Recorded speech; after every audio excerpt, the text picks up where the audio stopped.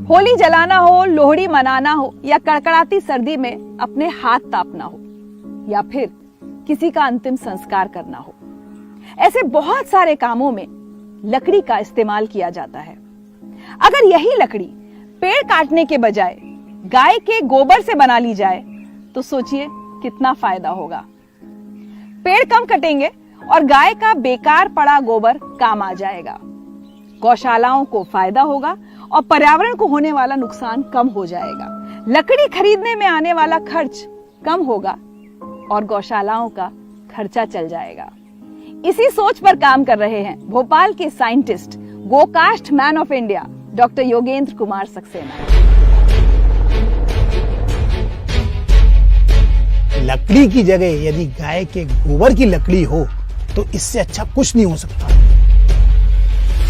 मेरा तो ये मानना है कि जहां पे भी फ्यूल का कंजप्शन हो रहा है, जहां लकड़ी के रूप में फ्यूल का कंजप्शन हो रहा है, वहां पे अब गोकास्ट का उपयोग प्रारंभ हो गया है। 48,000 कुंटल लकड़ी होलिका दहन में बच चुकी है। 36,000 पेड़ कटने से बचे हैं। 180 एकड़ का जंगल कटने से बच गया है।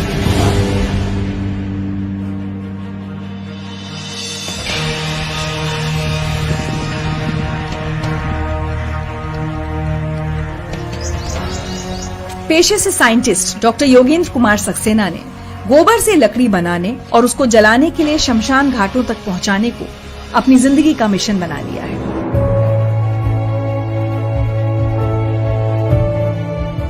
गोबर की लकड़ी को गोकास्ट कहते हैं और योगेंद्र सक्सेना जिस तरह से गोकास्ट के इस्तेमाल के प्रचार प्रसार में लगे हैं, उन्हें आप गोकास्ट मैन ऑफ इंडिया कह सकते हैं।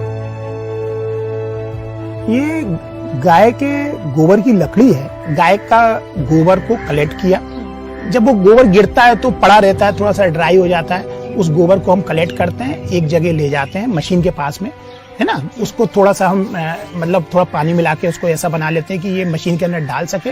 फिर उसको क्या है, मशीन को ऑन कर दिया जाता है। गोबर को उस मशीन में डाल देते हैं। अंदर एक स्क्रू ड्राइवर सा लगा रहता है। उसके अंदर क्या होता है, देखिए सारा खेल यही है। कंडे भी बनते हैं ना, उसको हाथ से ऐसे लिया। कंडे तो आदिकाल से चले आ रहे हैं, हाथ से नहीं, वर्षों से चल रहे कंडे। उसको ऐसे ऐसे थोपा, कंडे रख दिए। लेकिन इसमें क्या होता है कि गोकास्ट में क्या होता है कि गोबर को अंदर मशीन में डालने के बाद उसको कंप्रेस करते हैं और खूब कंप्रेस करते जाते हैं और उसके बाद वो लॉक्स के रूप में बाहर निकलता है, जिसको कि गाय के गोबर की लकड़ी गोकास्ट बोला जाता है। देन उसको उठाने के बाद उसको हम सन ड्राई कर लेते हैं और सन ड्राई करने के बाद वो 4 से 5 दिन के अंदर वो बिल्कुल तैयार हो जाती है जाने के लिए। गाड़ी में उसको लोड किया जाता है और शमशान घाट में बेच दिया जाता है। क्या फायदे हैं गोकास्ट के?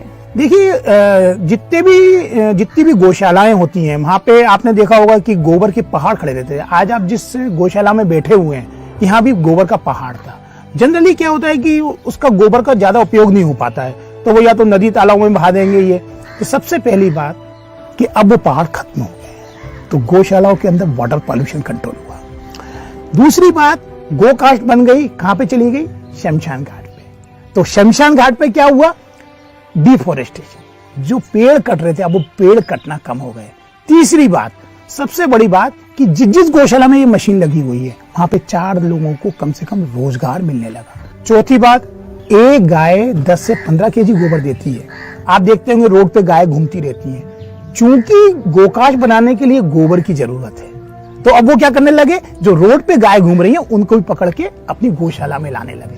तो ये साक्षात एक प्रकार से ये कहिए कि उनको भी एक खाने पीने की सुविधा हो गई। और देखिए, आपको मैं एक छोटा सा डाटा बताऊं, जो ये भोपाल का गोकास्ट मॉडल है, अभी तक पिछले 3 साल में 96,000 कुंटल लकड़ी अंतिम संस्कार में बच चुकी है। 48,000 कुंटल लकड़ी होलिका दहन में बच चुकी है। 36,000 पेड़ कटने से बचे हैं। 180 एकड़ का जंगल कटने से बच गया है। पांचवी बात यह है कि हमने एक एक्सपेरिमेंट किया है एयर पॉल्यूशन। हमने गाय के गोबर की जो लकड़ी है गोकास्ट, इसको जलाया कंट्रोल इन्वायरमेंटल कंडीशन के अंदर। हमने लकड़ी को जलाया कंट्रोल इन्वायरमेंटल कंडीशन के अंदर। दोनों के अंदर डिफरेंट टाइप के air pollutant, PM, sulphur dioxide, nitrogen dioxide, carbon monoxide, अलग अलग पोल्यूटेंट्स हमने चेक करे। तो मैं बताऊं, ये पूरी की पूरी एक रिपोर्ट है। इसमें ऐसा नहीं है, ये डॉक्यूमेंटल प्रूफ है। तो आप ये देख सकते हैं कि जो पीएम की वैल्यू है वो 43.90 गोकास्ट से कम हो गया। कितनी बड़ी बात है, मतलब एयर पॉल्यूशन कितना कम हुआ। आप आ जाइए SO2 55.18% कम हो गया। सल्फर डाइऑक्साइड नॉक्स पे आ जाइए 14.96% कम हो गया गोकास्ट में उसको जलाने पे। कार्बन मोनोऑक्साइड 24.80% कम हो गया।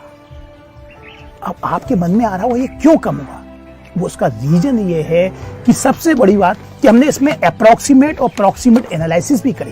तो ये आप ये देखिए कि जो इसमें मॉइस्चर कंटेंट है गोकास्ट के अंदर 8.29 ग्राम पर 100 ग्राम में है, और वो जो लकड़ी के अंदर है वो 22.74 ग्राम है। तो मॉइस्चर कंटेंट लकड़ी के अंदर ज्यादा होने से उसमें कंप्लीट कंबशन ऑफ फ्यूल नहीं होता है, इसलिए CO का परसेंटेज बढ़ रहा है। अब बात आ जाता है कि कार्बन एमिशन। बहुत सारे लोग बोलते हैं कार्बन एमिशन, तो मैं आपको बताऊं कि फिक्स्ड कार्बन जो है वो 8.69 ग्राम है गोकास्ट के अंदर, और लकड़ी के अंदर 12.93 ग्राम पर 100 ग्राम है।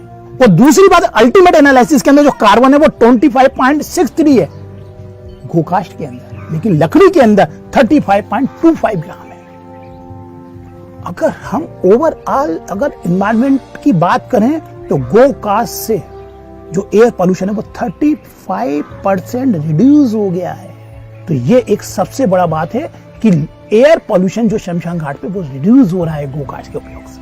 एक बात मैं और बताना चाहूंगा आपको कि जब हम गोकास्ट से अंतिम संस्कार करते हैं तो 4 से 5 घंटे के अंदर पूरी बॉडी जल जाती है, और वो लकड़ी से जब हम अंतिम संस्कार करते हैं तो 8 से 9 घंटे लगते हैं अंतिम संस्कार करने में पूरी बॉडी का।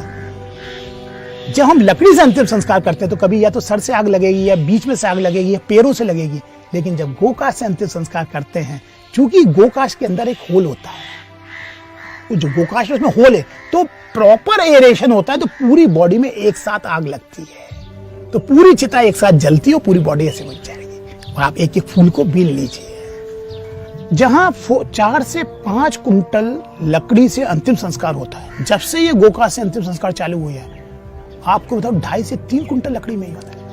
2.5 से 3 कुंटल गोकास्ट के अंदर पूरा का पूरा अंतिम संस्कार हो जाता है। खर्चा भी कम होता है क्या? यस, आप ये देखिए कि जो फ्यूल की क्वांटिटी है वो रिड्यूस हो गई, और अगर आप फाइनेंशियल बात करें तो वो भी रिड्यूस हो रहा है।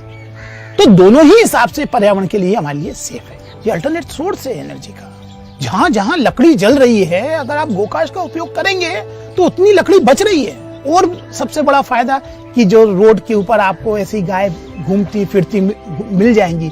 अब जहां जहां जिस गौशाला में मशीन लगी है ना, आसपास आपको गाय नहीं मिलेगी, वो गाय को पकड़ के अपनी गौशाला में ले आते हैं, उसको खिलाते हैं। क्यों? क्योंकि उनको गोबर चाहिए।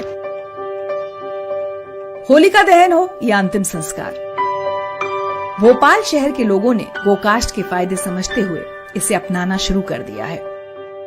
ये गोकास्ट का भोपाल मॉडल है, एक आइडियल मॉडल बना दिया है। इसमें हमने क्या है, गोकास्ट की एक कमेटी बनाई है, शमशान घाट और गौशाला, इनकी एक कमेटी बना दी जो कि कहलाती है गोकास्ट कमेटी। गौशाला में गोकास्ट बन गई और शमशान घाट में आके भेज दी। इसी तरीके से हमारे मन में एक चीज और आई कि शमशान घाट में तो उपयोग होने लगा, तो होली का ध्यान आया। तो मैं आपको एक चीज बताऊं कि पहले जमाने में जो होली जला करती थी तो हम गाय के गोबर की गोल गोल गुलेरी बनाते थे। आपने भी देखा होगा, गोल गोल गुलेरी बनती थी। उनको सुखाने के बाद हम उनको रस्सी के अंदर पिरोते थे, बड़ी माला नीचे, उससे छोटी ऊपर, उससे छोटी, तो गुलेरी की होली जला करती थी। उस गुलेरी में भी गाय का गोबर था, उस गोकास्ट में भी गाय का गोबर है। हमने ऐसी मुहिम चलाई, हमारी पूरी गोकास्ट टीम ने ऐसी मुहिम चलाई कि आपको मैं बताऊं, ये जो भोपाल का गोकास्ट मॉडल है आज तो स्टेटस सिंबल बन गया है कि यदि हमें अंतिम संस्कार करना है तो गोकास्ट में करना है, यदि हमें होली का ध्यान करना है भैया गोकास्ट में करना है। आज एक स्टेटस सिंबल बन गया है। तो कहीं ना कहीं एनवायरमेंट के लिए सब काम